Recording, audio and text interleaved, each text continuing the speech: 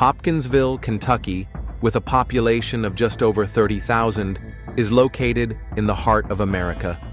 It is a typical Midwestern town where everyone knows their neighbors and local news is discussed at Mary's Diner on Main Street. Life moves at a leisurely pace, and the biggest events are usually school football games and the annual Spring Festival. In March 2023, Diana Carter seemed to be the epitome of a successful modern woman. Slim, well-groomed, with neatly styled blonde hair and flawless makeup, she looked significantly younger than her documented 30 years. Working as an administrator at Hopkinsville Middle School for 3 years, Diana had earned a reputation as a responsible and organized employee. Diana has always been a role model, recalls Linda Hughes, the school's principal. She came to us in 2020 with excellent references from Louisville. She said she wanted to start a new life after her divorce. We needed someone reliable to handle paperwork and coordinate between teachers and administrators. Diana quickly fell into the rhythm of school life. Her office on the second floor of the administration building was always immaculate. Stacks of documents were neatly arranged in pyramids. The calendar on the wall was covered with colorful sticky notes with reminders, and a framed photo on her desk showed a smiling woman against the backdrop of a lake. Her colleagues thought it was her, taken a few years ago. Life in Hopkinsville was peaceful. Diana rented a small apartment in the Garden Terraces complex on the outskirts of town. On weekends, she shopped at the local supermarket, occasionally went to the movies, or met with colleagues at a cafe. Neighbors described her as a quiet, friendly woman who always said hello and never bothered anyone. She seemed a little lonely, said Mary Johnson, her neighbor across the hall. Sometimes I would see her sitting on her balcony with a glass of wine, watching the sunset. She had such a pensive look on her face. Everything changed in April when the city held its traditional spring festival. The central square was filled with tents set up by local merchants, the sounds of live music, and the laughter of children. Diana, like many residents of the town, decided to spend her Saturday outdoors. Mark Thompson, a 35-year-old construction contractor, was busy that day setting up a temporary stage for musical performances. A tall, broad-shouldered man with tanned arms and smiling eyes, he was well known in town thanks to his construction company, Thompson Construction, which he had inherited from his father 5 years earlier. Mark was always Hopkinsville's golden boy, said Bill Simmons, owner of a local hardware store. He was an honest guy, a hard worker, and always willing to help people. After his wife died of cancer 3 years ago, he devoted himself entirely to his work. Many local mothers tried to set him up with their daughters. The meeting happened by chance. Diana was buying lemonade at a local church community tent when a gust of wind blew her wide-brimmed hat off her head. Mark, who was passing by with a toolbox, caught the hat before it fell into a puddle. "Thank you so much," Diana said, fixing her hair. "That's my favorite hat." "You're welcome," Mark replied, handing her the hat. "It's a beautiful hat, and it suits you very well." Witnesses noted that there was an immediate attraction between them. They struck up a conversation at a lemonade stand and then strolled through the festival together. Diana laughed at Mark's jokes, and he listened with interest to her stories about her work at the school. "They looked like a couple from a romantic movie," recalls Dorothy Clark, who was selling homemade pies nearby. "She was so elegant and feminine, and he was a real man. You could tell they were interested in each other." That evening, Mark invited Diana to dinner at the Old Time Steakhouse, one of the best restaurants in town. Over steak and red wine, they got to know each other better. Diana told him that she had moved from Louisville after a painful divorce, that she was 30 years old and trying to start her life over. Mark shared his story of losing his wife and the difficulties of recovering from his grief. "I felt like we understood each other," Mark later told Detective Riley. "We had both been through tough times. We were both looking for a fresh start. She seemed genuine, vulnerable. I wanted to protect her." In the weeks that followed, their relationship developed rapidly. Mark often stopped by Diana's school after work, and they had dinner together, went to the movies, and walked in the city park. Diana introduced him to several colleagues, including Sarah Wilson, the school district secretary. Sarah, a 45-year-old divorced mother of 2 teenage children, had worked in the city's education system for 20 years.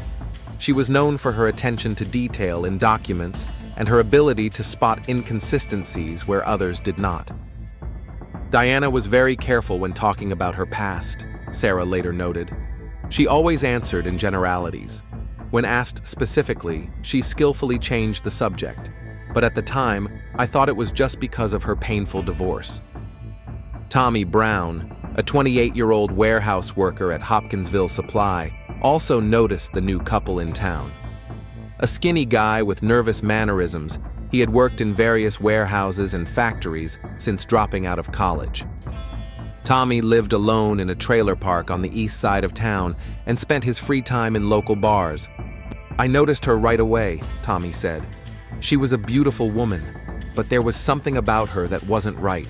She tried too hard to look young, and her eyes were tired, not for her age."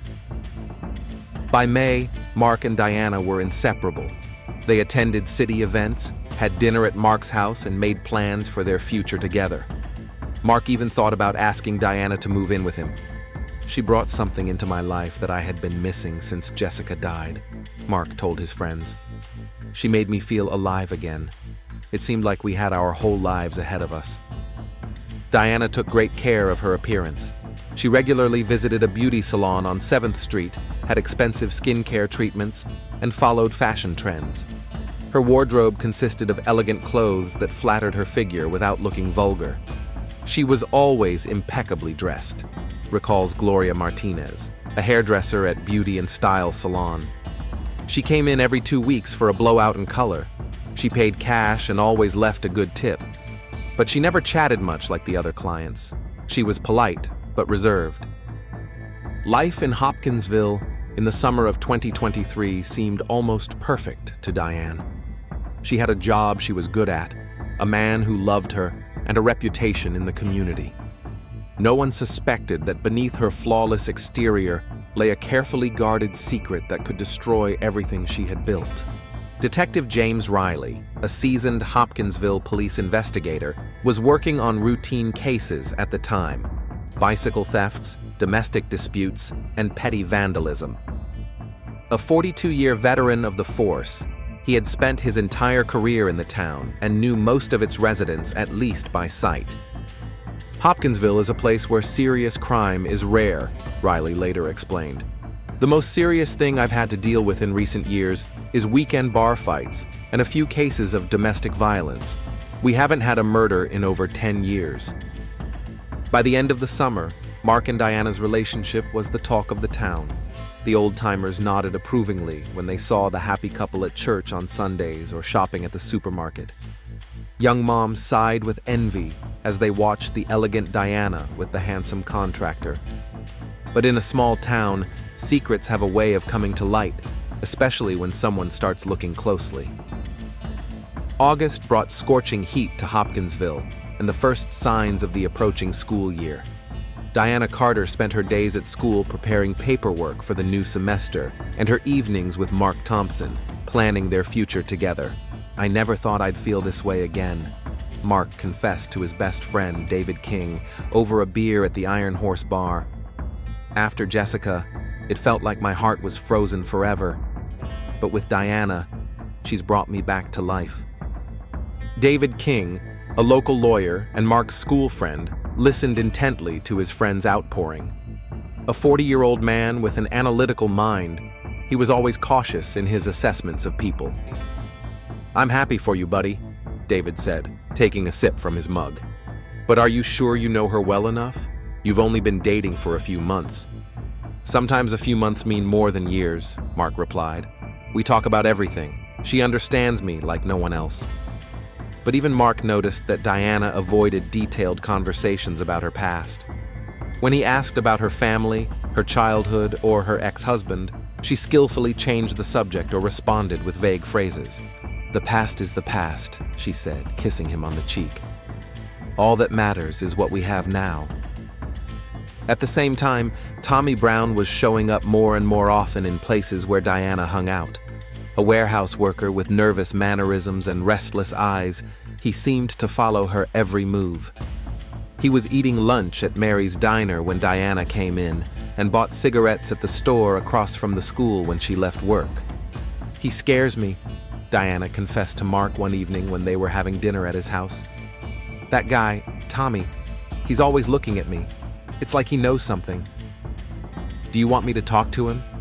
Mark offered, squeezing her hand. "No, don't," Diana replied quickly. "Just stay away from him. He could be dangerous." Mark didn't understand why Diana was so afraid of a regular warehouse worker, but he decided not to press the issue. Everyone has their fears, he thought. Tommy was indeed watching Diana, but his motives were more complicated than they seemed at first glance. A few weeks earlier, he had overheard a conversation in a bar between two middle-aged men from a neighboring town. "Remember Diana Foster?" one of them said. "The one who worked at the insurance company in Mayfield 10 years ago?" "How could I forget?" the other replied. "She was a beauty, but she lied to everyone." "How old was she then? 40? "That's right. She told everyone she was 28. She even married a guy based on that lie. He found out the truth and filed for divorce." Tommy became alert.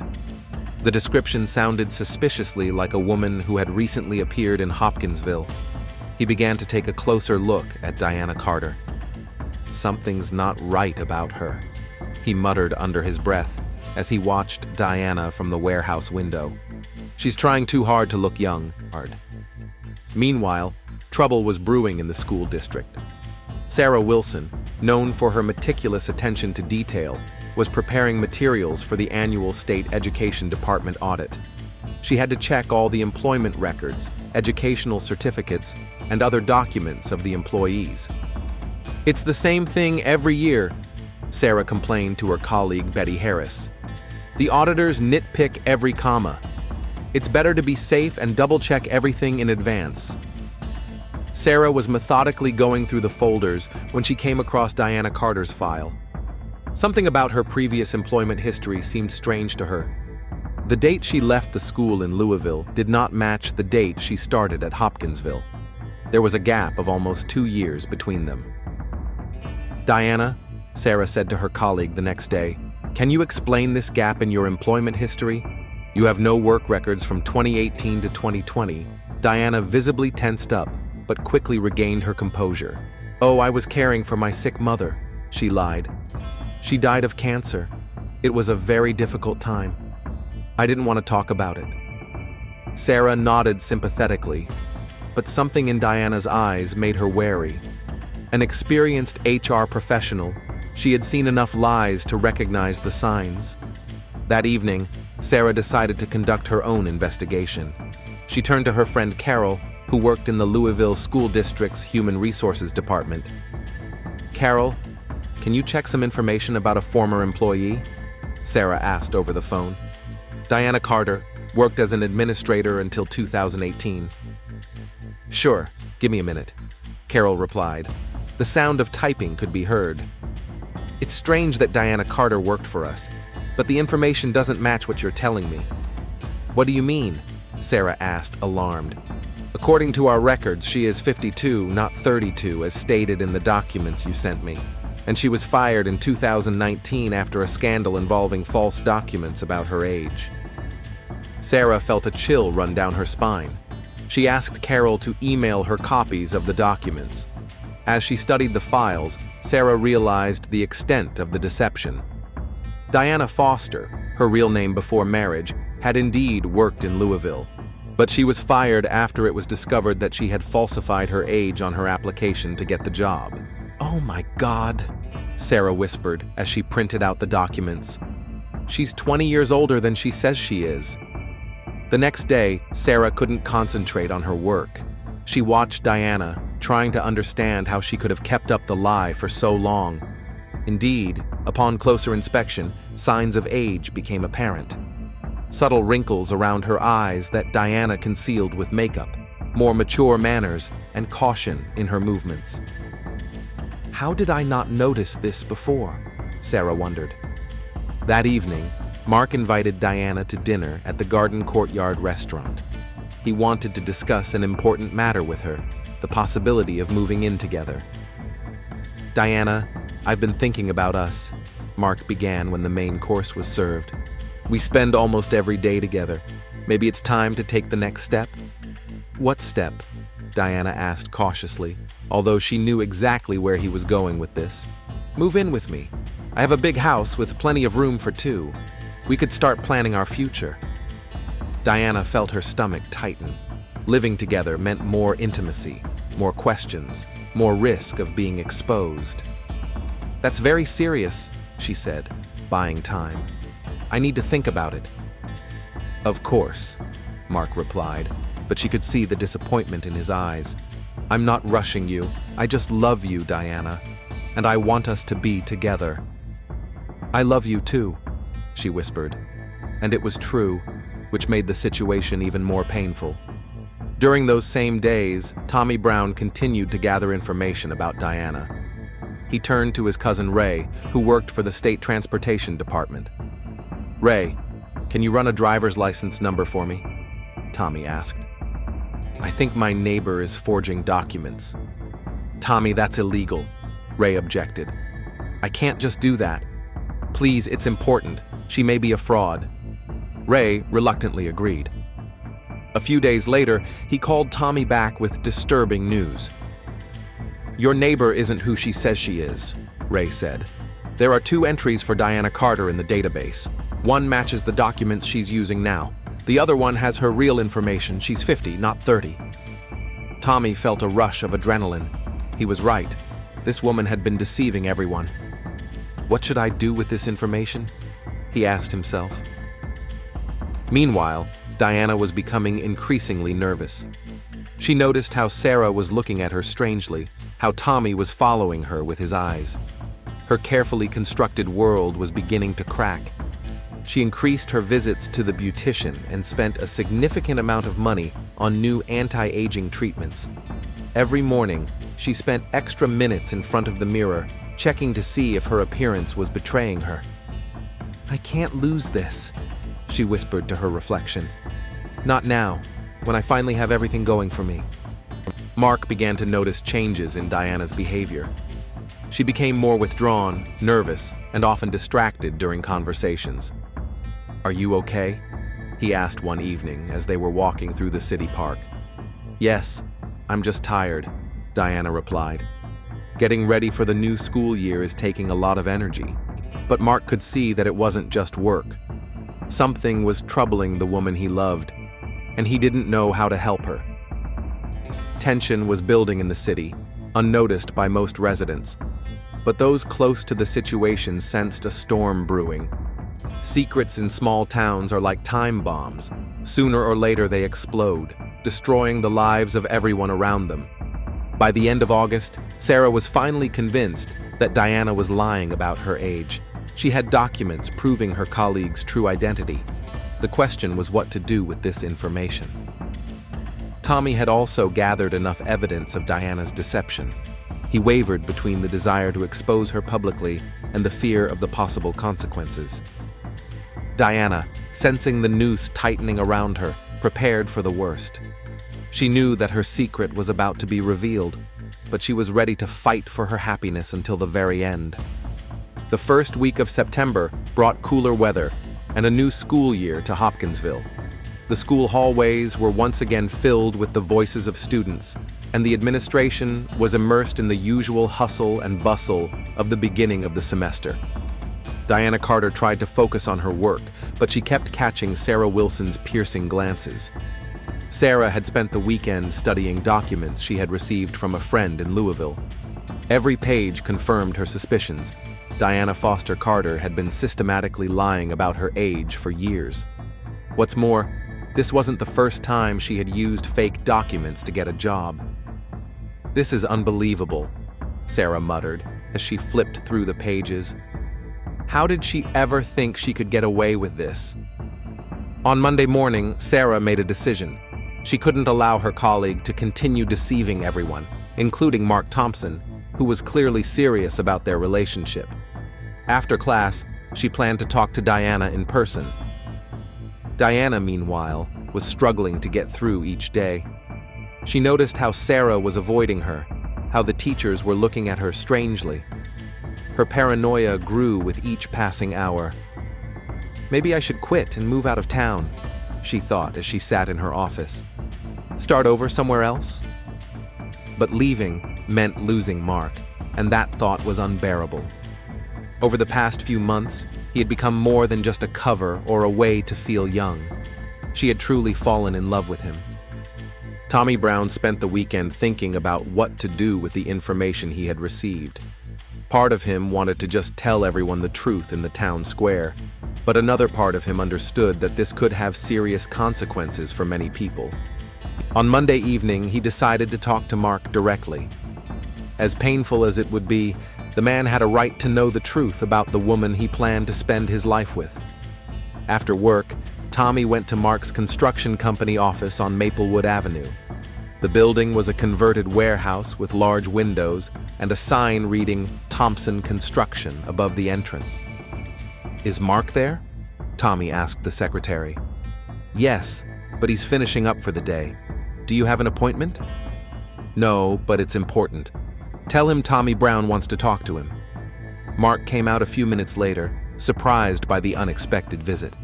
He knew Tommy by sight, but they had never spoken to each other. What can I do for you, Tommy? Mark asked, inviting the young man into his office. Tommy shifted nervously from foot to foot. Now that the moment of truth had arrived, the words stuck in his throat. It's about your girlfriend, Diana, he finally blurted out. Mark tensed instantly. What about her? She's not who she says she is. She's not 30, Mark. She's over 50. Mark's face darkened. What are you talking about? Are you drunk? I'm serious, Tommy said, pulling the printouts his cousin had given him out of his pocket. See for yourself. Real data from the Department of Transportation. Mark reluctantly took the papers and began to read. With each line, his face grew paler. This has to be a mistake, he whispered. There's no mistake, Tommy said. She's been lying to you, Mark, and not just you, all of us. Mark sank into a chair, still clutching the documents. His world was falling apart before his eyes. Why are you telling me this? He asked quietly. Because you're a good guy, Tommy replied, and because everyone in town can see how much you love her. You deserve the truth. At the same time, equally dramatic events were unfolding at the school. Sarah waited until most of the staff had left for the day, then headed for Diana's office. She found her at her desk, looking through some documents. Diana, we need to talk, Sarah said, closing the door behind her. Diana looked up and saw from Sarah's expression that the moment of reckoning had arrived. What about? She tried to remain calm. About your real age, Sarah said bluntly, placing the folder with the documents from Louisville on the desk. About the fact that you're not 32, you're 52. Diana felt the blood drain from her face. She was silent for a few seconds, assessing the situation. I don't understand what you're talking about, she finally said. Don't lie to me anymore, Sarah replied sharply. I have all the documents. Your real employment record, your dismissal letter from Louisville for forging documents, your social security information. You are Diana Foster, born in 1971. The game was over. Okay, she said quietly. Yes, I'm 50. What are you going to do about it? I have to report this to the director, Sarah replied. You forged documents when you were hired. This is a serious violation. Sarah, please. Diana stood up from the table and moved closer. I do my job well. My age has no bearing on my professional abilities. It's not about your professional abilities, Sarah objected. It's about the fact that you're lying. To everyone, including Mark. At the mention of her lover's name, Diana paled even more. Mark has nothing to do with this, she said. How is he not? Sarah asked in surprise. This man is in love with you. He's thinking about a serious relationship with a woman who is deceiving him about the most fundamental issue. Age is just a number, Diana desperately tried to justify herself. "We have real feelings for each other." "Real feelings are built on honesty," Sarah replied harshly. "And you're building yours on lies." Diana felt her carefully constructed world crumbling around her. Everything she had fought so hard for was disappearing before her eyes. "What do you want from me?" she asked. "I want you to tell the truth," Sarah replied. "To Mark, to the director, to everyone. Or I'll do it myself." "And ruin my life?" Diana's voice was desperate. "You ruined your own life when you decided to lie," Sarah replied firmly. At that moment, the office door opened and Mark entered. He looked shaken, holding some documents in his hands. "Diana," he said hoarsely, "I need to ask you a question." Diana and Sarah turned to him. The atmosphere in the room became electric. "Mark," Diana began, "what are you doing here?" "Answer the question," he said, coming closer. "How old are you? Really?" Diana looked at the documents in his hands and realized he already knew the answer. "Mark, I can explain," she began. "How old?" he repeated louder. 50, Diana whispered. Mark froze. Although he had been prepared for this answer, hearing it out loud was unbearably painful. 50, he repeated, like an echo. "You're 15 years older than me." "Age doesn't matter," Diana said desperately. "What matters is what we have." "What do we have?" Mark exploded. "Lies? Deception? I thought I knew you." "You know me," Diana shouted back. "I'm the same woman you fell in love with." "No," Mark shook his head. "The woman I fell in love with was honest. You're just a fraud." The word fraud hit Diana like a slap in the face. She felt a rush of anger. "A fraud?" she repeated. "I lied about my age. I didn't rob a bank." "You lied about everything," Mark replied. "About your past, about who you are. Who are you anyway?" Sarah watched the scene in silence, realizing that she was witnessing the destruction of a relationship. "I'm a woman who loves you," Diana said with tears in her voice. "That's all that matters." "If you loved me, you wouldn't have lied," Mark replied coldly. "Love is based on trust." "What if I had told you the truth right away?" Diana asked. "Would you have given me a chance? Or would you have turned away from an old woman right away?" Mark paused for a moment. The question had hit home. "I don't know," he admitted honestly. "But I would have had a choice. You took that choice away from me."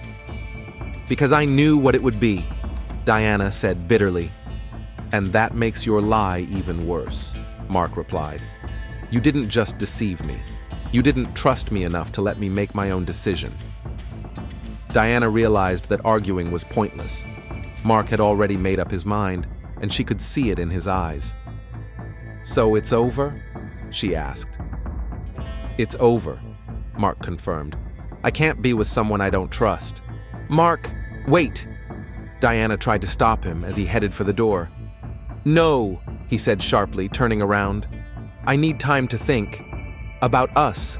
About what was real and what was a lie."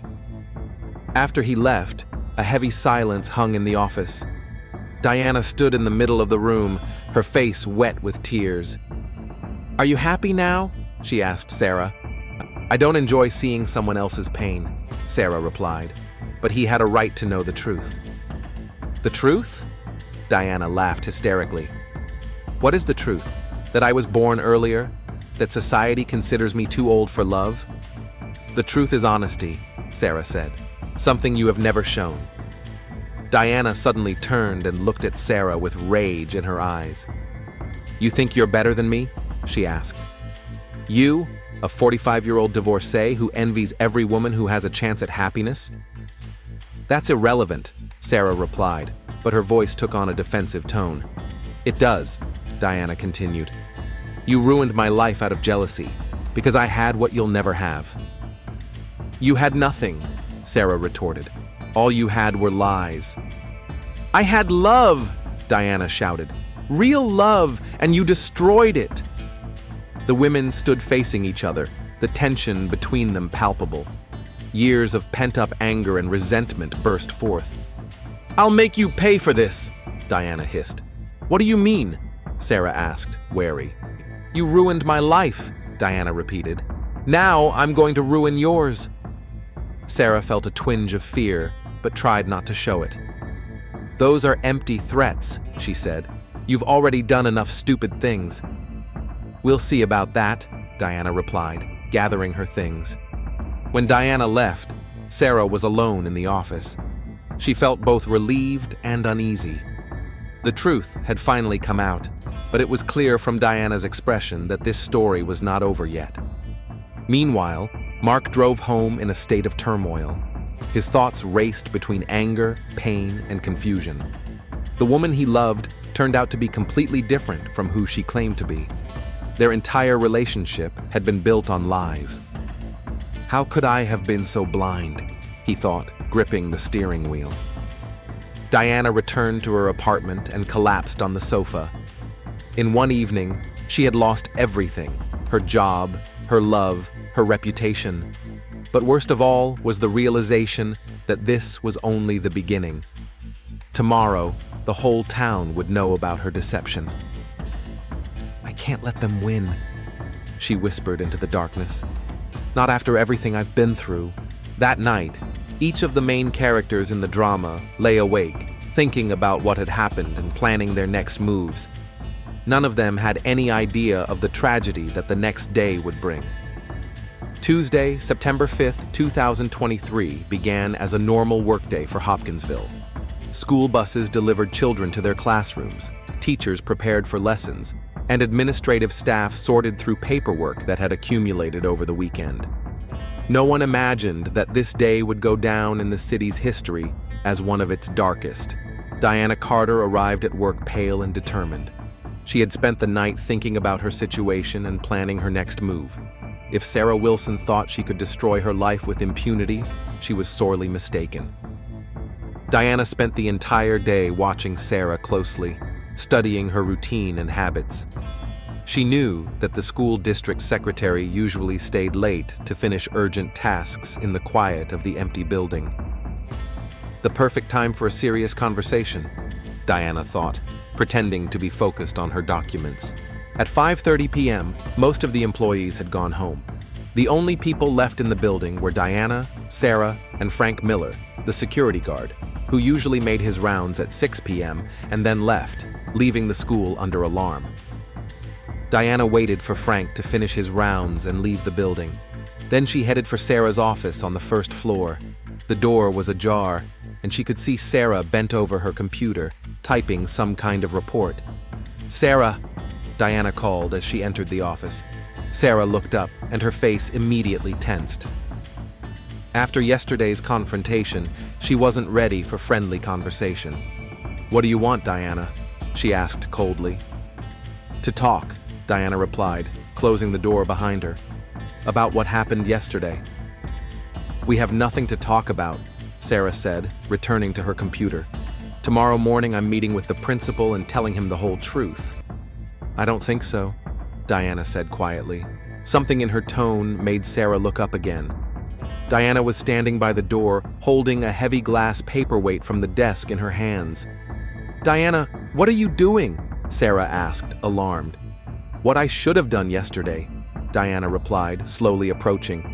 In the next few minutes, something happened in the quiet school building that would change many people's lives forever. Screams echoed through the empty hallways, but there was no one to hear them. At 7:15 p.m., night security guard Robert Lee arrived at work and found the front door unlocked. This seemed strange to him. Frank Miller always locked up the school carefully before leaving. "Frank?" Robert called as he entered the building. "Are you still here?" Silence. Robert turned on his flashlight and began to search the building. On the first floor, he noticed a light in the school district secretary's office. "Mrs. Wilson?" he called as he approached the office. What he saw made his heart stop. Sarah Wilson was lying on the floor near her desk in a pool of blood. A bloody glass paperweight lay nearby. Robert immediately called 911. "Dispatch," the operator answered. "This is Hopkinsville High School," Robert said in a trembling voice. "I need the police and an ambulance. There's been a murder." Detective James Riley received the call at 7:45 p.m. while he was having dinner at home with his wife. The 42-year-old police veteran had seen a lot in his 20 years on the force in Hopkinsville, but murders were extremely rare in their quiet town. "I have to go," he told his wife as he put on his jacket. "There's been a murder at the school."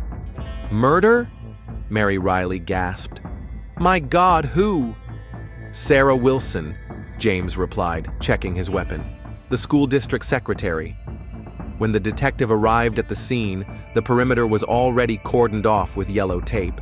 Several patrol cars were parked at the entrance, their flashing lights painting the school building red and blue. A small crowd of curious residents had gathered. Sergeant Thomas Bradley, the first to arrive at the scene, met Riley at the entrance. "What do we have, Tom?" the detective asked. "A 45-year-old woman, Sarah Wilson, the school district secretary, found dead in her office around 7:30. Multiple blows to the head with a blunt object. The murder weapon was found at the scene, a glass paperweight." "Any witnesses?" "The body was found by the night security guard, Robert Lee. The day security guard, Frank Miller, says he left the building at the usual time, around 6. According to him, the only people left in the building at that time were Wilson and another employee, Diana Carter, the administrator." "Where is Carter now?" "We're trying to locate her. She's not at home and isn't answering her phone." Riley put on gloves and shoe covers, then entered the building. Sarah's office was a gruesome sight. Blood was splattered on the walls and documents, the desk was overturned, and papers were scattered everywhere. This was clearly not a random robbery, the detective muttered as he surveyed the crime scene. This was personal. The coroner, Dr. Elizabeth Vaughn, was already working on the body. "Preliminary findings indicate 5 to 7 blows to the head with a blunt object," she told Riley. "Death was almost instantaneous from the first blow. The rest were inflicted on the already dead body." "Time of death?" "Approximately between 5:30 and 6:30 p.m. I'll have a more accurate time after the autopsy." Riley examined the paperweight, a heavy glass pyramid that usually stood on the table by the window. "The killer used whatever was at hand," he remarked, "so it wasn't premeditated." By 9 p.m., the detective began interviewing witnesses. The first person he questioned was security guard Robert Lee.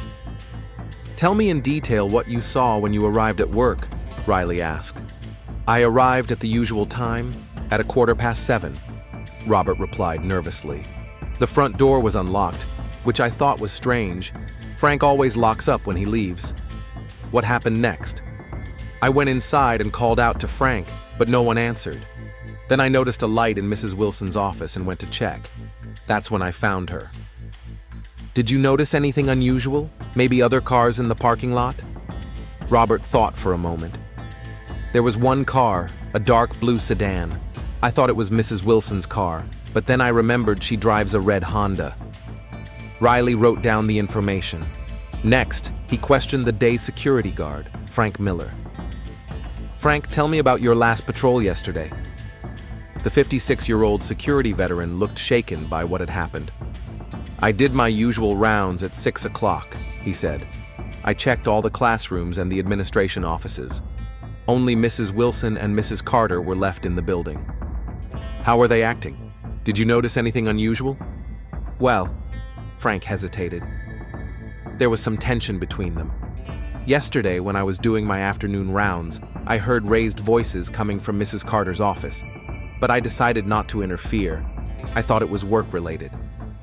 "And when you left, where were these women?" "Mrs. Wilson was in her office, working at her computer. Mrs. Carter was in her office on the second floor." "Did you lock up the building?" "Of course.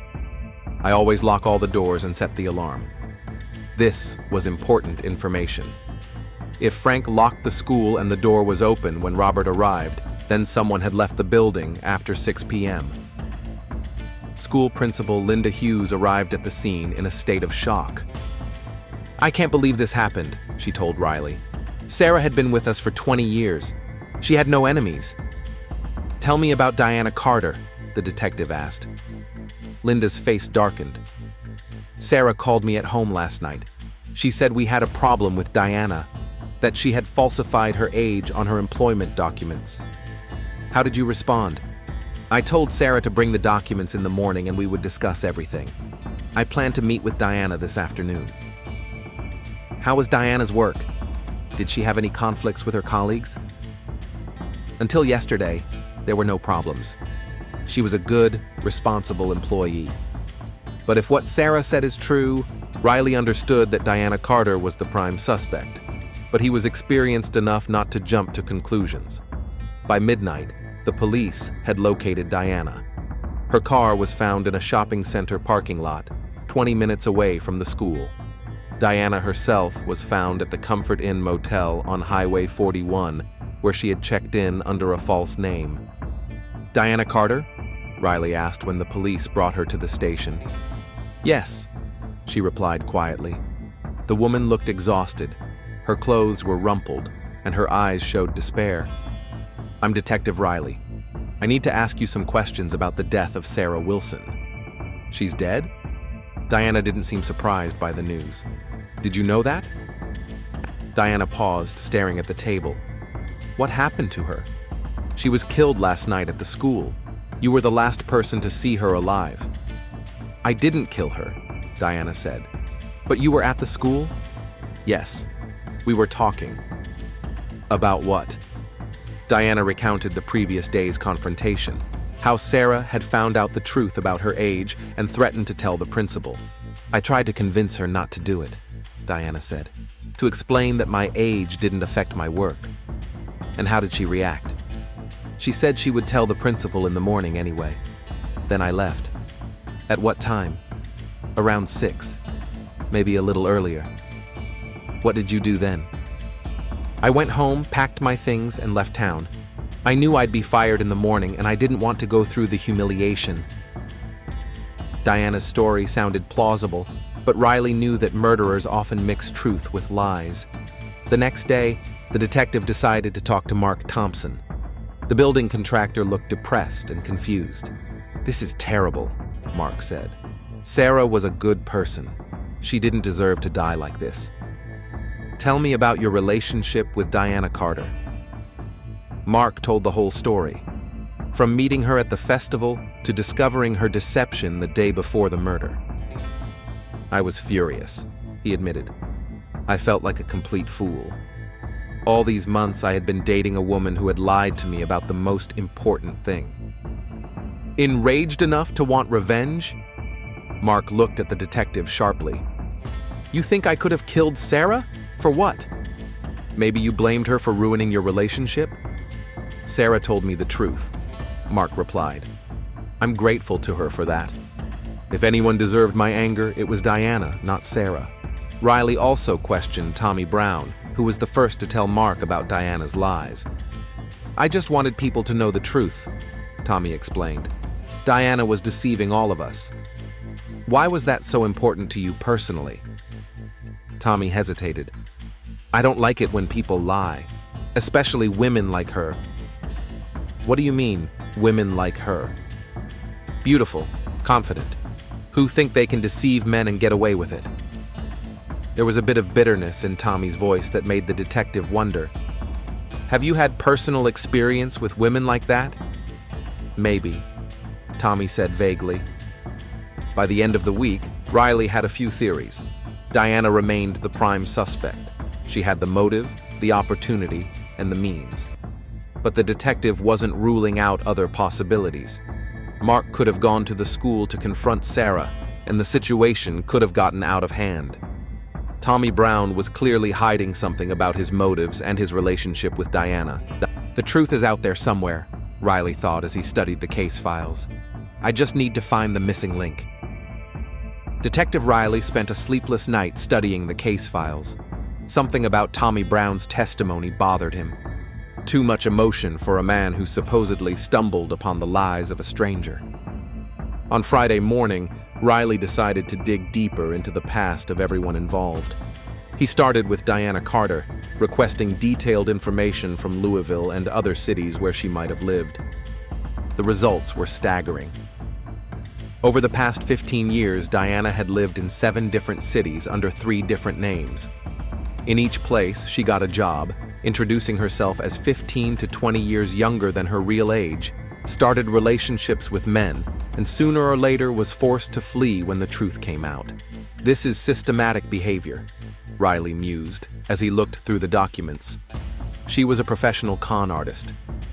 But what really caught the detective's attention was an incident in the town of Mayfield 5 years ago. Diana was working at an insurance company under the name Diana Foster and was dating a local businessman named Roy Brown. When the man found out her true age, he sued her for fraud. Brown, Riley muttered. What a coincidence. He immediately called Tommy Brown in for further questioning. Tommy, tell me about your father. The detective began when the young man sat down across from him in the interrogation room. My father? Tommy visibly tensed. What does my father have to do with this? Was his name Roy Brown? Did he own a small construction company in Mayfield? Tommy's face turned pale.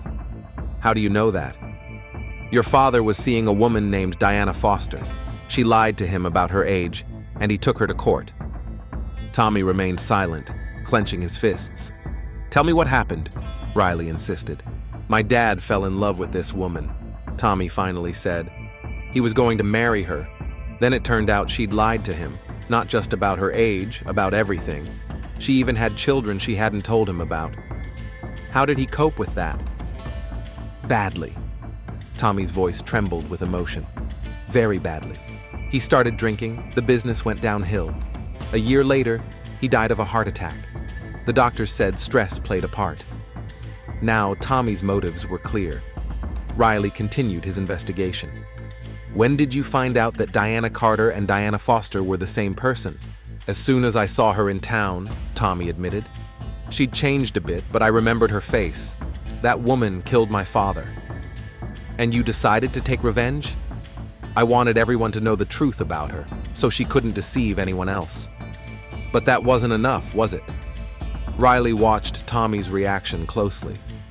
I don't understand what you're talking about.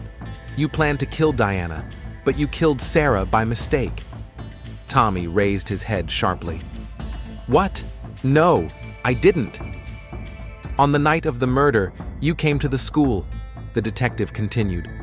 You saw the light in the office on the first floor and thought it was Diana. You broke in and killed Sarah without seeing who it was in the dark. That's not true. Tommy jumped up. Then where were you last night between 6 and 7? Tommy fell silent, realizing he was trapped. I was at home, alone. No one can confirm your alibi? No, but I didn't kill that woman. Riley studied the young man's face. Years of experience told him that Tommy was telling the truth. His eyes showed genuine panic, not an attempt to hide his guilt. All right, Tommy, you can go for now, but don't leave town. After Tommy left, the detective returned to studying the case files. The forensic analysis had yielded new results. 2 sets of fingerprints had been found on the press-out, one belonging to Sarah Wilson, and the other to someone who had not yet been identified. Strange, Riley thought. Why didn't the killer wipe the prints? He also received the results of the DNA analysis from the crime scene. In addition to the victim's blood, hair that did not belong to Sarah was found on the floor. That same day, Riley decided to talk to Diana again, who was being held in custody awaiting charges.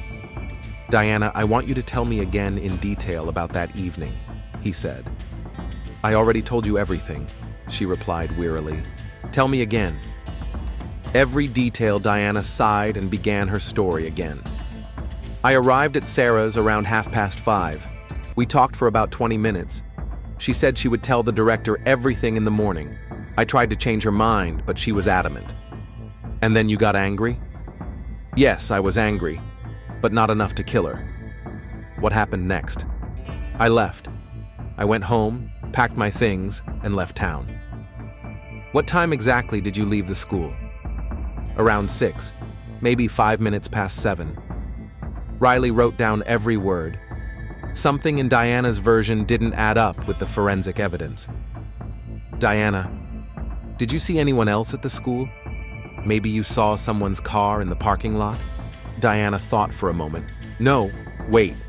When I was leaving, I thought I saw someone entering the building through the side entrance, but I didn't look. I was in a hurry to leave. Who could it have been? I don't know. It was already dark, and I was upset. This information changed everything. If Diana was telling the truth, then the killer had come to the school after her. Riley immediately returned to studying the surveillance camera footage. There were no cameras at the school, but there were several in neighboring buildings. Analysis of the footage showed that Diana's dark blue sedan left the school parking lot at 6:05 p.m. At 6:20 p.m., another vehicle, a white pickup truck, pulled up to the school. The detective checked the truck's registration. The vehicle belonged to Mark Thompson. The next day, Riley called Mark in for another interview. Mark, you told me you were home on the night of the murder. Is that true? Yes, Mark replied, but the detective noticed a slight hesitation in his voice. Then how do you explain that your pickup truck was caught on surveillance cameras near the school at 6:20 p.m.? Mark turned pale. He realized he had been caught lying. Okay, he said after a long pause. I was at the school. Why? I wanted to talk to Sarah, to thank her for opening my eyes to Diana. And what happened? Mark covered his face with his hands. When I got there, she was already dead. She was lying on the floor in a pool of blood. I panicked and ran away. Why didn't you call the police? I was scared. I thought no one would believe I didn't kill her. After all, I had a motive. I could blame her for ruining my relationship with Diana. But you didn't kill her? I swear I didn't. Sarah was a good person.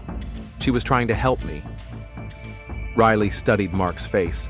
The man looked genuinely shocked and frightened, but not guilty. Mark, did you touch anything in the office? No, maybe. I leaned over to check her pulse. I might have touched something on the desk. That explained the additional fingerprints on the items in the office. By the end of the week, Riley realized he was at a dead end. He had 3 suspects, each of whom could have committed the murder, but there was no irrefutable evidence against any of them. On Sunday, the detective decided to revisit the crime scene. Sometimes a fresh pair of eyes could help spot overlooked details. As he wandered around Sarah's office, he noticed a safe in the corner of the room. The door was ajar, even though the safe had been locked earlier. Strange, Riley thought. What was the killer looking for? He asked the school principal to help find out what was in the safe. Usually important documents, said Linda Hughes. Employee work records, confidential materials. What specifically could have been related to Diana Carter? Her personnel file, copies of her O's, and there was also a folder with materials that Sarah had gathered for the Department of Education audit. What kind of materials? Documents on all the employees, including the ones Sarah got from Louisville about Diana's real past. Riley realized he had found the missing link. The killer was looking for those documents. The next day, he called all 3 suspects to the station at the same time. An experienced detective knew that sometimes confrontation helped reveal the truth. I've gathered you here because one of you killed Sarah Wilson, he began, and I know who did it. Diana, Mark, and Tommy waited tensely for him to continue.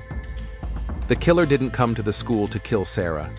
He came to steal documents that could compromise him, but Sarah caught him in the act. Riley watched the suspect's reactions closely. Tommy, he said to the young man, you told me that you recognized Diana as soon as you saw her. But that's not true. You were looking for her. What do you mean? Tommy asked nervously. You didn't come to Hopkinsville by accident. You were following Diana, you found out where she worked, and then you decided to avenge your father's death. That's not true. You broke into the school archives, trying to find dirt on Diana, but instead, you found the documents Sarah had collected. Documents that proved the connection between Diana Foster and your father's death. Tommy began to sweat. You realized that Sarah was going to expose Diana before you could carry out your plan for revenge, and then you decided to stop her. "No!" Tommy shouted. "I didn't kill her." "Then explain to me," Riley said calmly, taking a document out of the folder, "how your fingerprints ended up on the folder with Diana's documents in Sarah's safe." Tommy collapsed into a chair. The game was over. "I didn't want to kill her," he whispered. "I just wanted the documents, to prove to everyone who she really was." "What happened?" "I snuck into the school through a side entrance. I knew Sarah was working late. I wanted to wait until she left, then take the documents from the safe." "But she saw you?" "Yes. She came into the office and saw me by the safe. She started screaming, threatening to call the police. I tried to calm her down, explain, but she wouldn't listen." "And then you grabbed the paperweight?" Tommy nodded, tears streaming down his face. "I didn't think. I just wanted her to shut up, but the blow was too hard." Detective Riley arrested Tommy Brown on charges of second-degree murder. Diana and Mark were released, although Diana still faced charges of fraud. 3 months later, Tommy Brown was sentenced to 25 years in prison. At the trial, he gave a speech about how one person's lies can ruin the lives of many. Diana Carter received a 3-year suspended sentence for forgery and left Hopkinsville for good.